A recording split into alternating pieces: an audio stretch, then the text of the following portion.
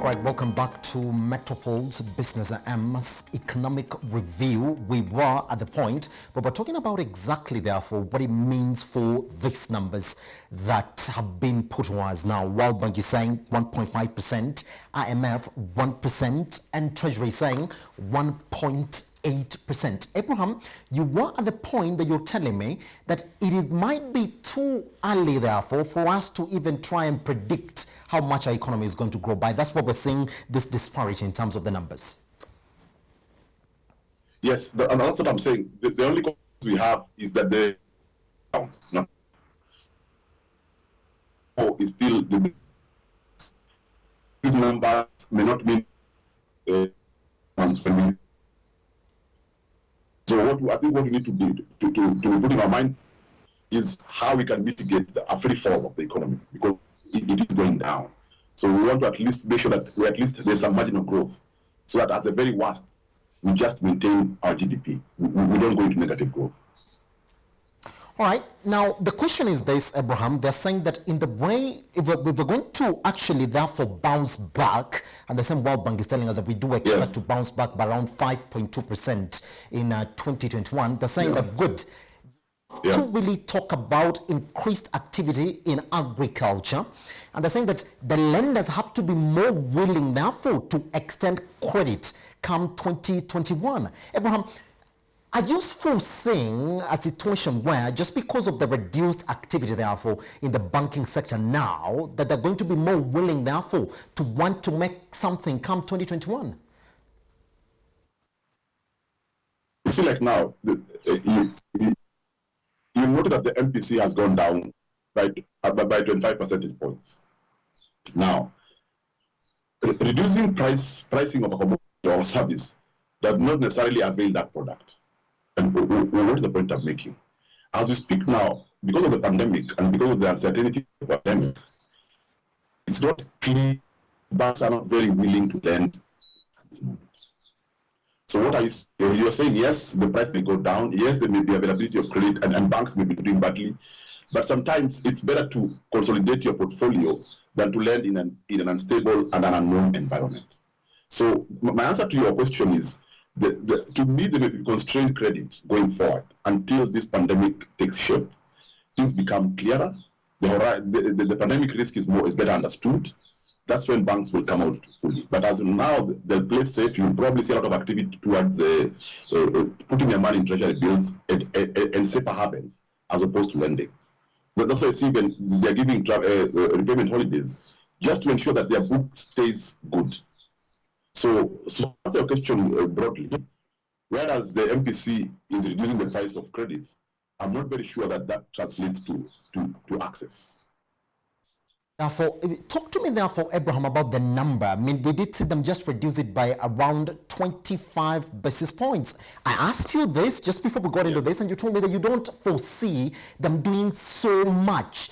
What is stopping them from going lower? Because we do know now the conversation is that probably they could be going lower than just the 7% that we have recorded now.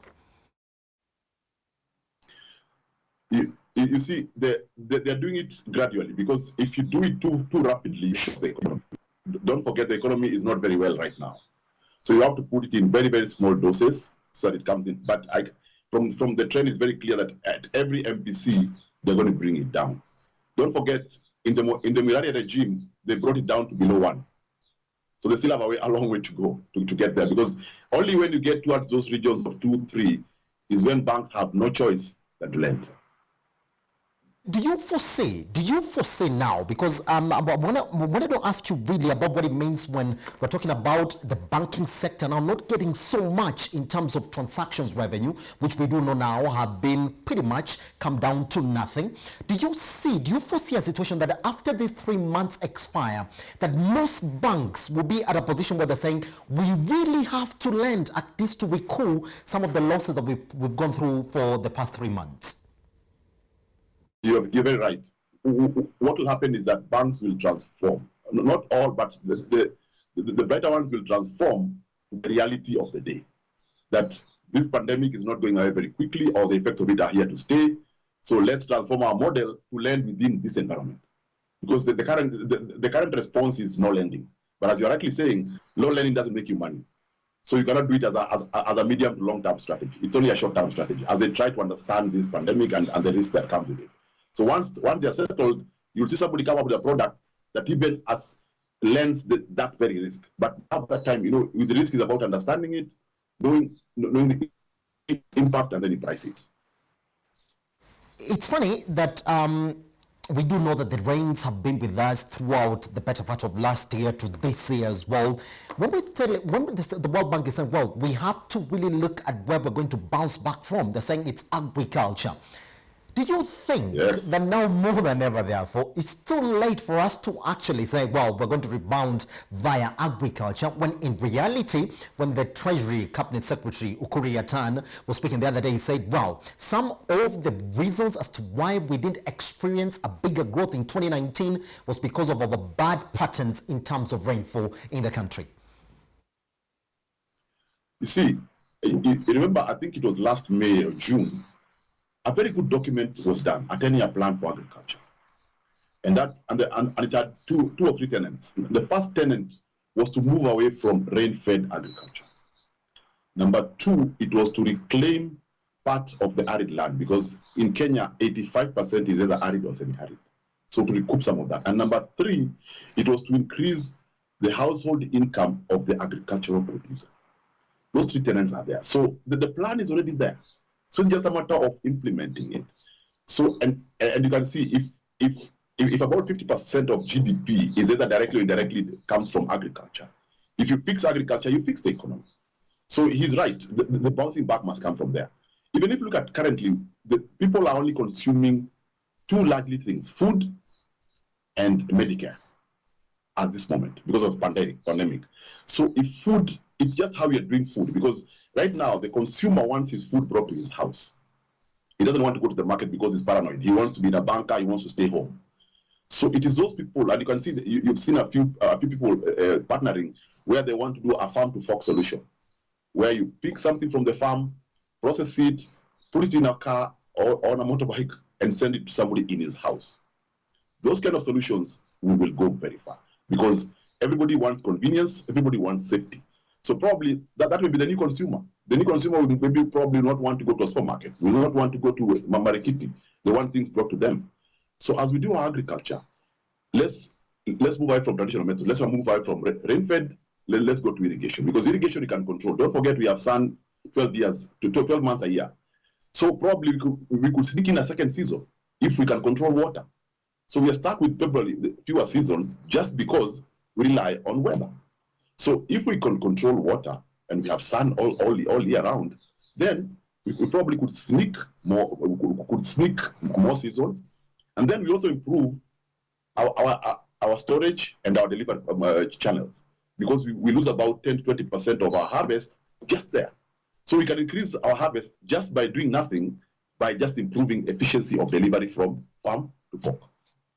Pretty much, Abraham, I just want us to leave it there, therefore, because I do know we're going to come back on this, especially once we start to crunch these numbers on exactly what they mean. Now, Safaricom has recorded a 13% increase in its pre-tax profitability to post 101.5 billion shillings in full-year pre-tax earnings for the 2019-2020 financial year.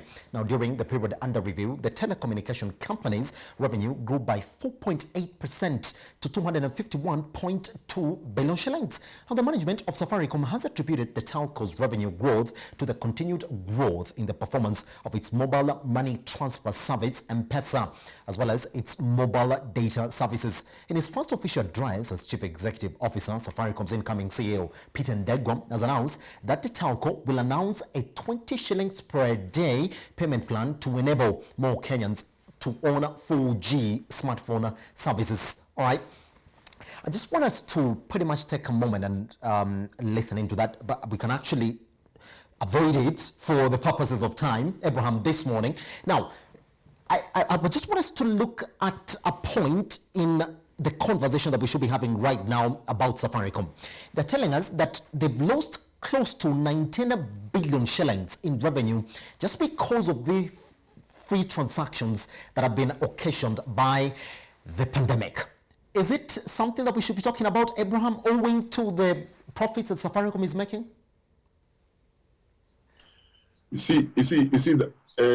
That loss is one side of a story, because don't forget, by creating a free transfer system, more people are transacting. And remember, there's something that we need to understand. If I send you money, 1,000 shillings, from me to you, I've sent you e-money. Then you send the same 1,500 to Stephanie, 500 to Tabitha. It's still e-money.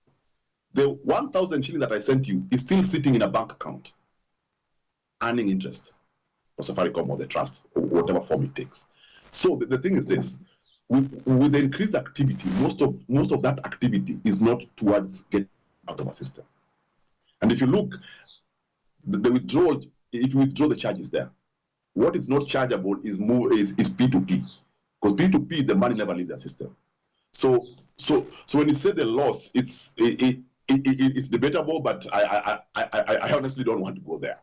But the thing is this: they have done well. I think if you look at these results, clearly it has been driven by two things: data, which has grown by 12.1% to 40B, and M-Pesa revenue, which has grown by 12.6 to 84B.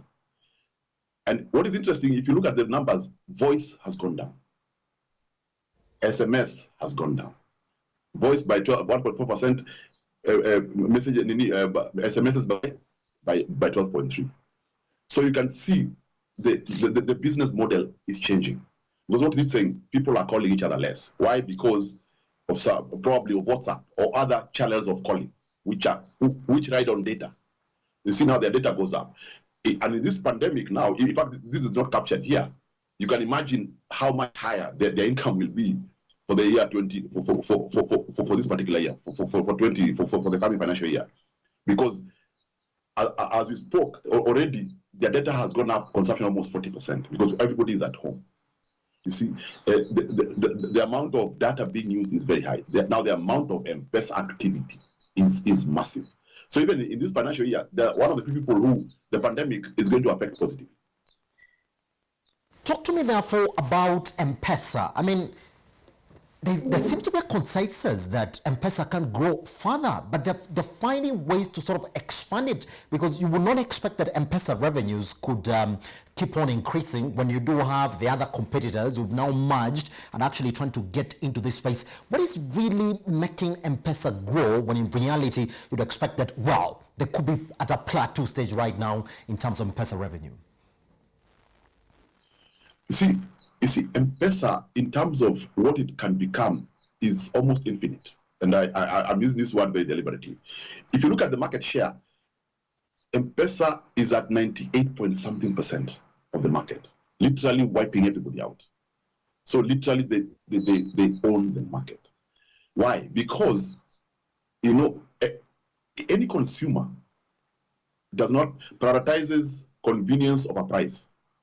M-Pesa is very expensive, by the way. I don't know if you ever check your charges. It's a very expensive service, but it's an extremely convenient service. If you're standing somewhere and you turn your face, you will probably see an M-Pesa shop. That's what you want. For these other competitors, you really have to beg and look before you find where the agents are. So the convenience of M-Pesa, the convenience of Lipa and M-Pesa.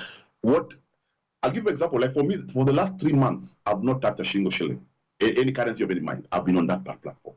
So it works, and that's why it's driving this kind of revenues. So, and it means we have not exhausted the capacity of Elijah to use M-Pesa. You could probably use more. They just need to find what more they can make you use M-Pesa. So these numbers will continue growing. You see, the expectation was that if they go regional, they would grow it. But there's one thing we're overlooking. The intake or the uptake of M-Pesa in other countries has not been like Kenya. In South Africa, actually, they had to withdraw it because they had very few, because people perceive it differently. But here, people just embraced it. So for them, this is their forte. They need to really, because there's no end to what they can do with it. Now you can see they've gone to the route of partnering with international money transfer company. Somebody can actually send you dollars straight to your M-Pesa in Kenya shillings.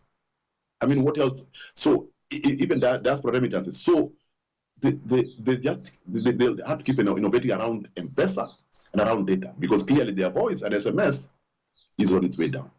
So they have to keep, because their main driver right now is M-Pesa. And remember now, M-Pesa now belongs to Vodacom.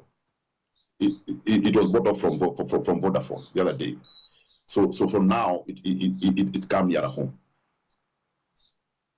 I want to point you out to another area where we're seeing a lot of growth for Safaricom, and we can talk about the market chances for Safaricom there. Therefore, data services, it seems like, well, other than M-Pesa, therefore, for anybody who's going to compete with Safaricom, they have to get a hold of the data market in the country. And I would like to point you out to what Telkom did the other day in collaboration with Google. We do have the Balloon or the Loon 4G services. Safaricom has taken a different way. They're saying, well, they're going to come up with a service where it's lipa mdogo, but that everybody's going to pay 20 shillings per day just to get access to 4G services in the country. Do you think that anybody who really wants to compete with Safaricom right now, if indeed the industry is headed to voice or data in that direction, then the only way they can bite Safaricom is to get ahead in terms of data services in the country? Yeah, for now, actually, the market leader for data is Zuku. They reclaimed their position the other day. So Safaricom has not they have not gotten a full hold of that. But the advantage they have is the brand loyalty. You know, there's something about Kenya and Safaricom that you really cannot touch and feel. So, and they're riding on that. So it's just a matter of time probably that they will take. But the merger between Telkom and Airtel is not to be taken lightly, especially on the data, given the kind of backbone that Telkom has. So the data war will continue to the advantage of you and me as a consumer. So we'll have better speeds at cheaper prices. So the war will continue there. But on the M-Pesa front, honestly, I wait for the day for someone to come and take these guys on. I don't think it's going to happen anytime soon. Probably unless you come up with a product that does better things than M-Pesa does. Because you see, never say never. But if you want to come and do what M-Pesa does, I don't think you can beat them on their game. Pretty much. All right, let's therefore move into the next one this morning, where the government has projected a 60% drop in growth of the tourism sector owing to the adverse impact of the COVID-19 pandemic that has had on global travel. Industrialization, Trade and Enterprise Development Cabinet Secretary Betty Maina has told the Senate ad committee on COVID-19 that tourism will be hardest hit by the pandemic, followed by the manufacturing sector, which will dip by 15%, and agriculture by 6%. CS Minor, however, says that these initial projections and that the projected decline could be higher. Now, speaking during an online meeting with the committee, the CS refuted reports that the government has banned importation of second-hand clothes, commonly known as mitumba, saying the government is instead monitoring countries from which they are imported in order to cap the spread of the COVID-19 through the imports. Good. Now that's the picture, is that we do expect to have a 60% decline in tourism in the country, followed by manufacturing as well, which, Abraham, if you do know, tourism has been one of those top 5 foreign exchange earners to the country. Now, when you hit that by 60%, and there's a warning from her that, well, it might be higher. Just to take you back to what the CS, Najib Balala, was also saying the other day, it was saying that with a survey conducted just in the wake of this COVID-19 pandemic, most tourists are saying that it will take up to around 6 months after most of the countries are cleared of the COVID-19 pandemic for them to feel free, therefore, to travel. How can we restart, or how can we refigure tourism, Abraham, when in reality we're just celebrating the other day of more than 2 million visitors who now visit Kenya annually? Okay, first of all, I like declaring my interest. My last job, my job in government was to do, I was heading a function that finances the tourism sector. Now, having said, the tourism sector has been hit very hard because you see, there are no airlines flying, so there's no travel, and there's no regional hotels locked. Brands you'd not imagine are locked at the front gate. Why? Because you try and imagine who right now would be in a hotel room at this moment. No one. Now, is that situation about to change anytime soon? The answer is no. Because as you rightly say, the pandemic has to end. The paranoia that came with it has to end.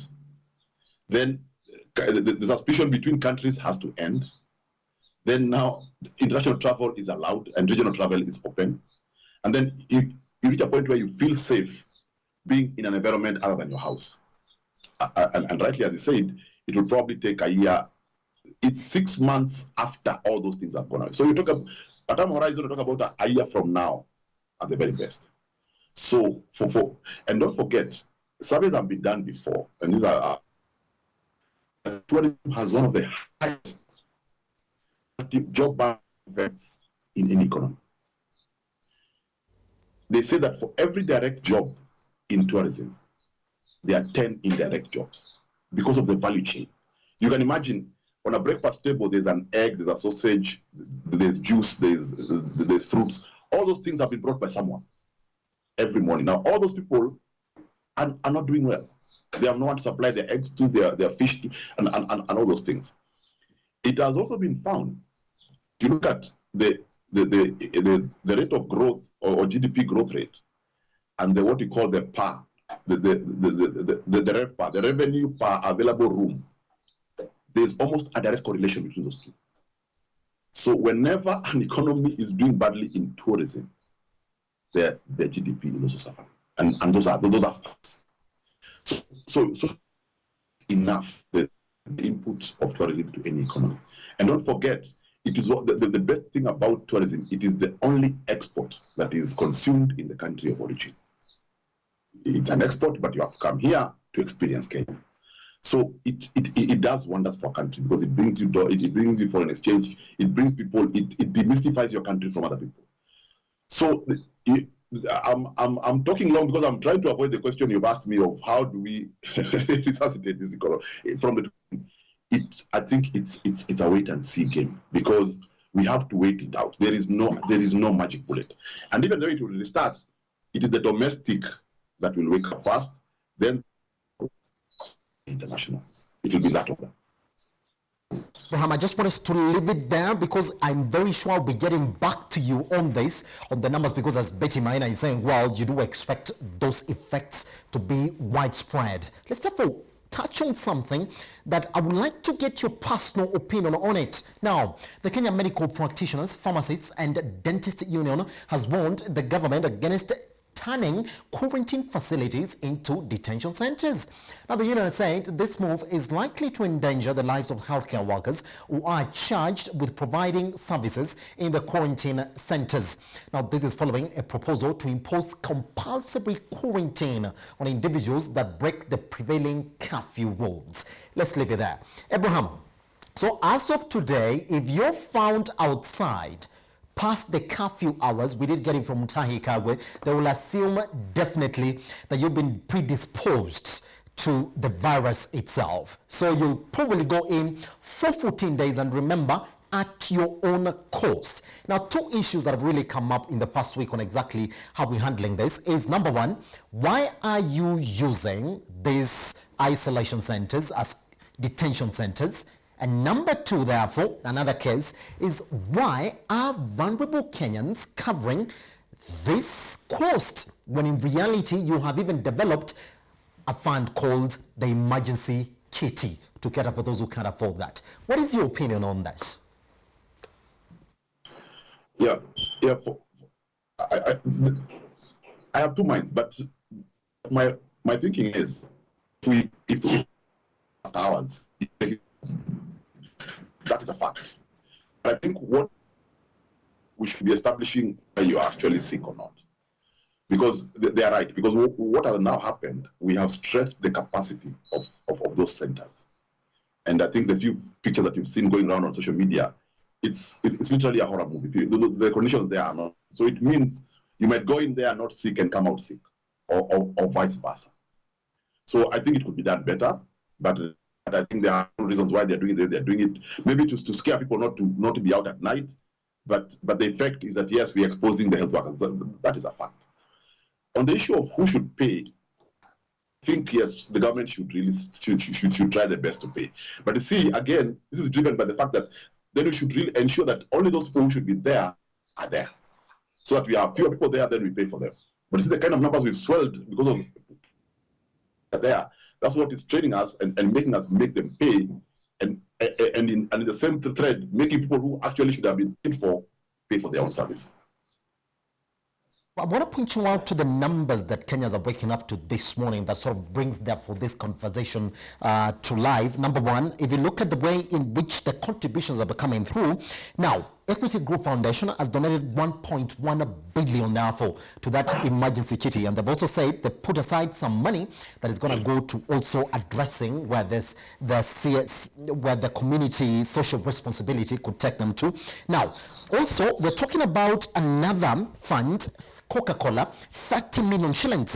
All right, that is going directly to that as well. And the power generating company has also donated 10 million, actually 20 million shillings just to go to that kitty. Are these the numbers that Kenyans are questioning and saying, well, if all these corporations, as we start today, have given this much, and somebody is crying somewhere, wanting to commit suicide, that's why they cannot pay the 28,000 shillings plus the 10,000 shillings for testing, why can't you settle it? I think, I think I blame this on only one thing. I think the communication is not as good as it should be. I want to believe that this money is being used for certain things that we are not privy to. So people, because you don't know what they're using it for, you assume that the money is sitting there. And I'm not saying that. I'm just saying that is a possibility. The other possibility is that yes, that money should be sitting there and we're not paying for it. But you see, all that revolves around the what we've done with it. That probably will happen. But I think it is the same of the. And don't forget, all this is time for that people have less money than they should. So when people have less money, they want to know that the little that is out there, what is it doing? Especially when you're being told to pay for something you feel government should be paying for. So I think, for me, I think that it's more a problem of communication, because sometimes it's very bad to condemn people unheard. I think we've not had the government. I think it's good to allow them to say what they need to say. Then from there, we make up our mind and say, this is the position. All right, Abraham, thank you very much for joining us this morning, sir. You're most welcome. Fantastic. Now you can actually take Abraham back to the time that he walked into the studio from home this morning to actually get his 2 cents, especially on the numbers that we're sharing this morning, the 1%, the 1.5%, the 1.8%, and the 7% MPC CBR. Now, I'm going to take a show. Well, actually, we want to come to the end of the show. Thank you very much for joining us this morning. My name is Simba Elijah Charles Kieke.